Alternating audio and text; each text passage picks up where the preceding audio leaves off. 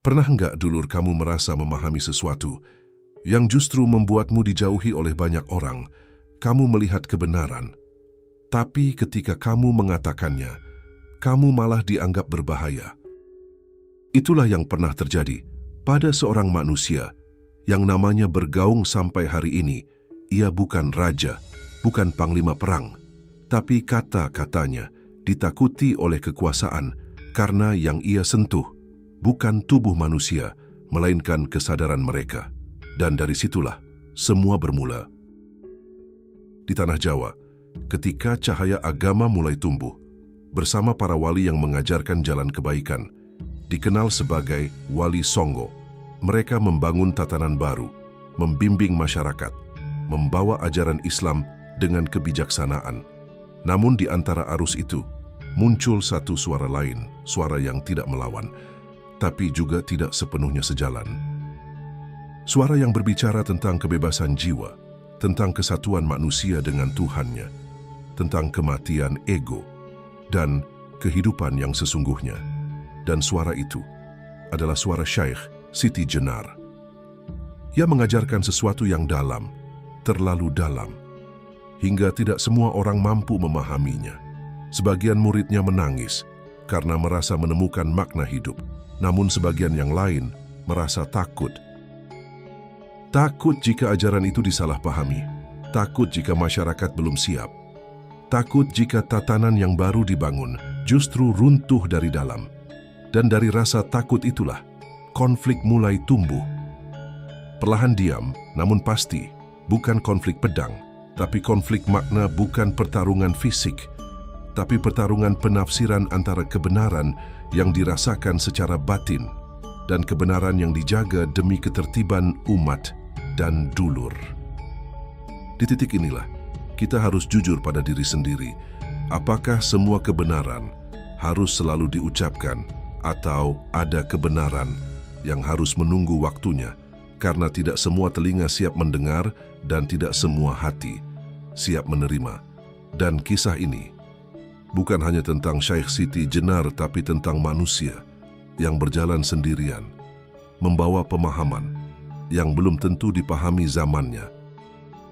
Dan dari sinilah kita akan masuk ke fase paling genting, ketika ajaran itu mulai dianggap ancaman, dan ketika para wali harus mengambil sikap apakah mereka akan merangkul atau justru menghentikan, dan keputusan itu akan mengubah sejarah Jawa selamanya. Tokoh wali yang paling sering dikaitkan dalam kisah ini, dalam berbagai babat dan cerita tradisional, tokoh wali yang sering muncul dalam konflik pemikiran dengan Siti Jenar antara lain Sunan Giri, Sunan Bonang, Sunan Kalijaga, Sunan Kudus, Sunan Ampel. Pernah enggak dulur kamu masuk ke sebuah ruang dan kamu tahu bahwa semua yang ada di dalamnya tidak benar-benar menerimamu. Mereka tidak memusuhimu, tapi juga tidak sepenuhnya mempercayaimu. Dan kamu tetap harus berdiri di sana, membawa apa yang kamu yakini. Itulah yang dirasakan oleh Syekh Siti Jenar ketika ia dipanggil untuk menghadap para wali. Malam itu bukan malam biasa. Angin berhembus pelan, lampu minyak bergoyang kecil, dan suasana terasa lebih berat dari biasanya. Di ruangan itu telah duduk para penjaga tatanan umat, di antaranya Sunan Giri yang dikenal teguh menjaga batas antara kebenaran dan kekacauan di sisi lain. Sunan Bonang dengan kedalaman ilmunya yang mencoba memahami sebelum menilai. Dan di antara mereka, Sunan Kalijaga yang selalu melihat dengan mata hati. Mereka tidak marah, tidak berteriak, tidak mengancam. Justru itulah yang membuat suasana menjadi jauh lebih menegangkan, hening yang panjang. Lalu satu suara membuka, bukan dengan emosi, tapi dengan tanggung jawab. Wahai Jenar, ajaranmu telah sampai kepada banyak telinga, dan tidak semua dari mereka memahaminya seperti engkau memahaminya. Ada yang merasa tercerahkan, tapi ada pula yang tersesat dalam penafsiran. Apakah engkau menyadari itu? Syekh Siti Jenar tidak langsung menjawab. Ia menunduk sebentar, lalu mengangkat wajahnya dengan tenang. Yang aku sampaikan adalah apa yang aku alami, bukan sekadar kata, tapi perjalanan jiwa. Kalau ada yang salah memahami, apakah kebenaran harus disembunyikan? Ruangan itu kembali diam. Sunan Giri menatap dalam kebenaran memang tidak boleh disembunyikan, tapi juga tidak boleh dijatuhkan kepada mereka yang belum siap menerimanya.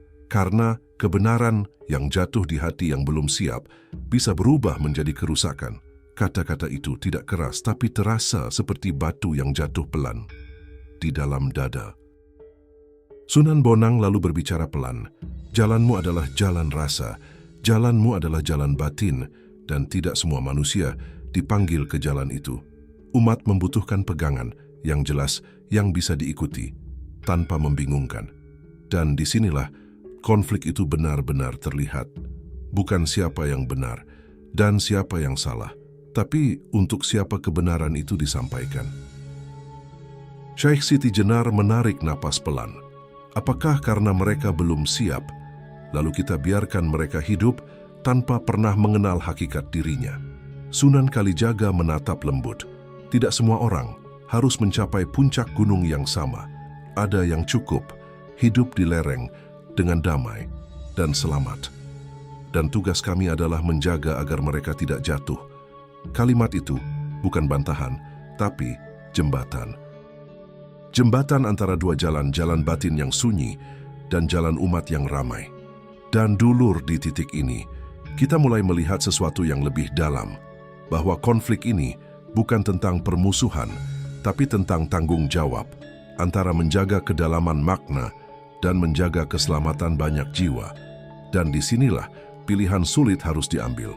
Apakah suara yang terlalu dalam harus tetap dibiarkan mengalir atau justru harus dibatasi demi menjaga keseimbangan? Dan keputusan itu tidak akan menyenangkan semua pihak, bahkan akan melukai sebagian hati, termasuk hati Syekh Siti Jenar sendiri. Sebelum kita lanjut ke bab berikutnya, coba tanya ke dalam dirimu sendiri. Kalau kamu berada di posisi itu, kamu akan memilih mengatakan semua kebenaran yang kamu pahami, atau menahan sebagian demi menjaga yang lain tetap selamat. Ketika jalan harus dipisah, pernah nggak dulur kamu berada di satu titik di mana kamu tahu apapun keputusanmu akan tetap melukai? Itulah yang terjadi pada malam itu, ketika para wali tidak lagi berbicara tentang pemahaman, tapi tentang batas.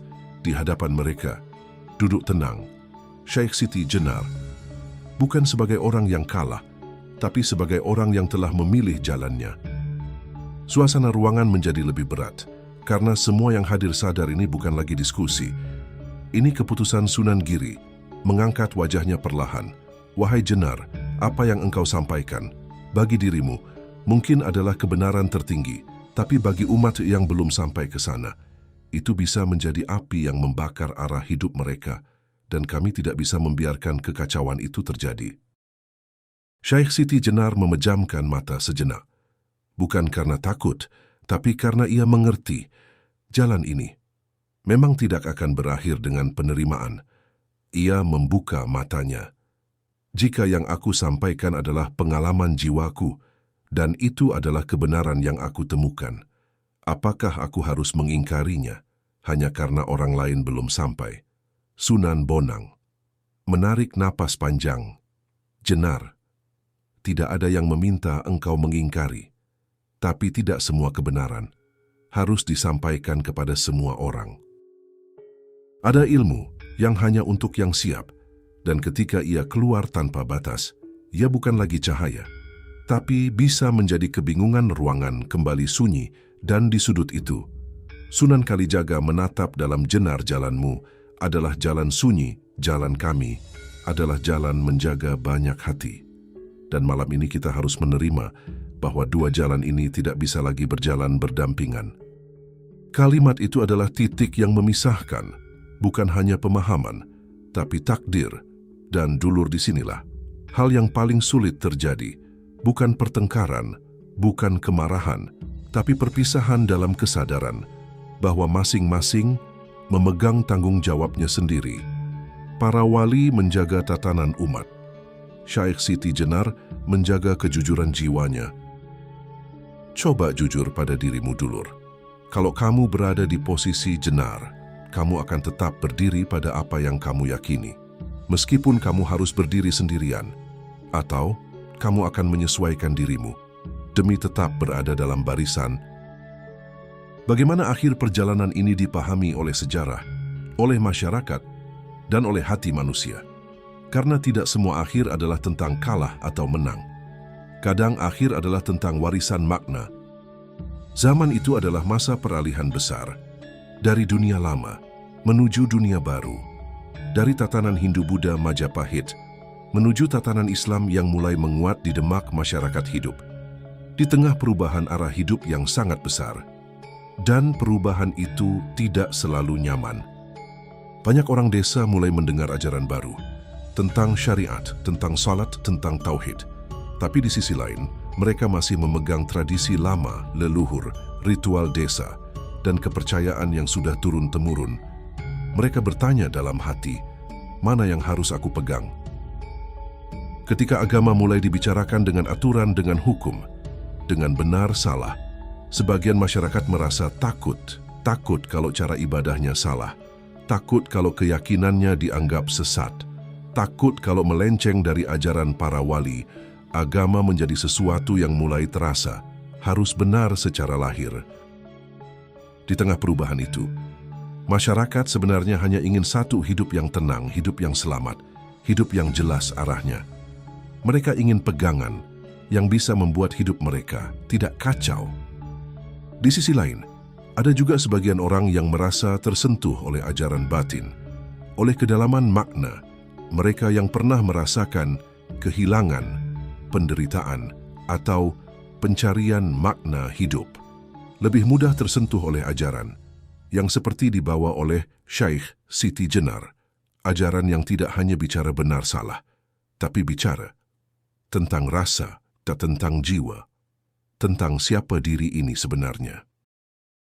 Jadi dulur masyarakat waktu itu sebenarnya sedang berada di dua arus besar, arus syariat dan ketertiban umat yang dijaga oleh para wali, arus pencarian batin dan hakikat hidup yang dirasakan oleh sebagian orang. Dan ketika dua arus ini bertemu, terjadilah ketegangan bukan karena benci, tapi karena arah yang berbeda. Pernah nggak dulur kamu melihat sebuah peristiwa yang sudah lama berlalu, tapi rasanya masih hidup sampai hari ini? Itulah yang terjadi pada kisah Syaikh Siti Jenar. Keputusan telah diambil, jalan telah dipisahkan, dan sejarah pun berjalan. Bagi sebagian orang, kisah ini adalah tentang ketegasan menjaga ajaran. Bagi sebagian yang lain, kisah ini adalah tentang keberanian menjaga kejujuran batin. Tidak ada yang benar, benar hilang. Yang menarik, kedua warisan ini tidak pernah benar-benar hilang, bahkan sampai hari ini, kita masih melihatnya. Di satu sisi, kita butuh aturan, butuh pegangan, butuh arah yang jelas. Di sisi lain, kita juga punya hati yang ingin memahami makna hidup yang lebih dalam.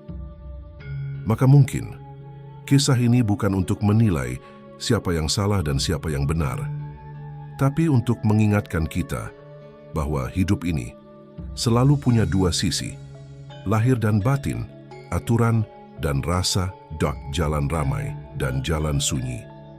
Coba tanya ke dalam dirimu sendiri, di perjalanan hidupmu hari ini, kamu sedang berada di jalan yang mana, dan apakah kamu sudah menemukan keseimbangan di antara keduanya?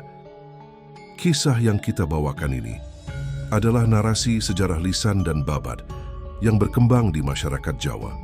Beberapa bagian memiliki perbedaan versi dan penafsiran di berbagai sumber. Tujuan cerita ini bukan untuk menghakimi atau memastikan satu kebenaran mutlak, tapi untuk mengambil makna dan pelajaran hidup dari perjalanan para tokoh besar Nusantara. Semoga dulur semua yang sudah mendengarkan sampai titik ini diberi kejernihan hati, diberi kekuatan menjalani hidup, dan diberi petunjuk untuk menemukan jalan yang terbaik, baik di jalan lahir maupun di jalan batin. Terima kasih sudah ditemani sampai akhir. Mohon maaf jika ada kekurangan dalam penyampaian. Kalau dulur ingin kita lanjutkan lagi ke kisah tokoh Nusantara lain yang tidak kalah dalam dan menggugah, Tulis saja di komentar tokoh siapa yang ingin kamu dengar selanjutnya. Saya pamit undur diri. Wassalamualaikum warahmatullahi wabarakatuh. Salam budaya, salam sejarah, dan salam penuh rasa dari Nusantara.